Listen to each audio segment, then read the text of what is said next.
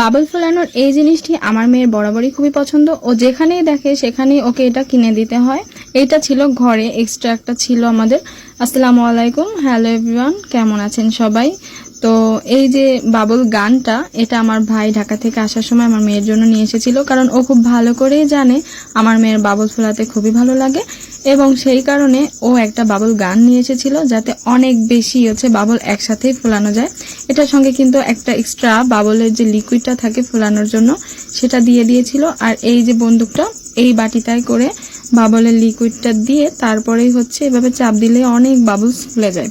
তো আমার ভাই যখন নিয়ে এসেছিল তখন আমি প্রথমে দেখছিলাম ভালো করে, তো আমার মেয়েটা দেখতে দিচ্ছিল না। এরপর ও বের করে এটাকে ঠিক করে লাগানোর জন্য, মানে ব্যাটারি ছিল যেটা, ব্যাটারি দিয়ে সবকিছু সেট করে দিচ্ছিল। আমার মেয়ে এতটা খুশি হয়েছে, খাবার দাবারের থেকে ও কিন্তু খেলনা পেলে বেশি খুশি হয়। বাচ্চারা বরাবরই এটাই হয়।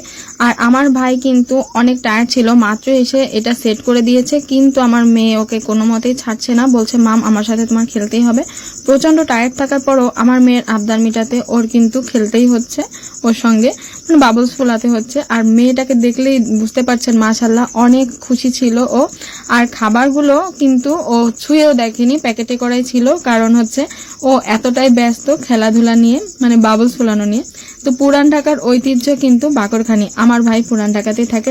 যখনই আমার ভাই ঢাকার থেকে আসে ও কিন্তু অনেক বাকরখানি নিয়ে আসে। আগের বার এসেছিল তখন ও বড় বড় যেগুলো ছিল সেইগুলো নিয়ে এসেছিল। এবার আমি ওকে বলেছিলাম ছোট পিসের বাকরখানিগুলো এনে দিতে। এই বাকরখানিগুলো দুধ চা দিয়ে খেতে আসলে অনেক মজা লাগে। আমার মতো কার কার বাকরখানি খেতে মজা লাগে অবশ্যই কমেন্ট করে জানাবেন। আর আমি তো এনেই অমনি বয়ম ভরে রেখেছিলাম, ও আমার জন্য অনেক নিয়ে এসেছিল। তো কেমন লাগলো ভিডিওটি অবশ্যই কমেন্ট করে জানাবেন। ভালো থাকবেন, আল্লাহ হাফেজ।